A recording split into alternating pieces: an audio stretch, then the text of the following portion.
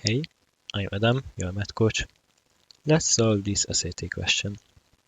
Let A and B be numbers such that A is greater than 30 but less than 40, and B is greater than 50 and less than 70. Which of the following representation are possible values of A minus B? Give this problem a try, and let's see how we can solve this. So we are interested in the value A minus B. It is actually an easy problem, but it's also easy to mess up. So we need A minus B, need its very lowest and very highest that it can be. It is when A is at its minimal value and B is at its maximum value, because if we are subtracting the highest possible value, it would be the lowest. So let's see.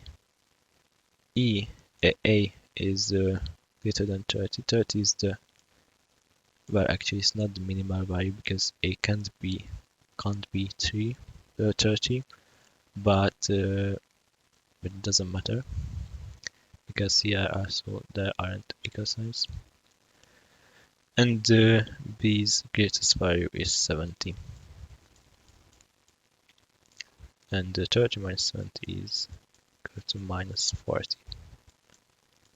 So we see that's the minimal value. So A or B? Well, let's see the maximum value. The maximum value would be when A is at its maximum and B is at its minimum, because we are subtracting a smaller number, then we get a higher number.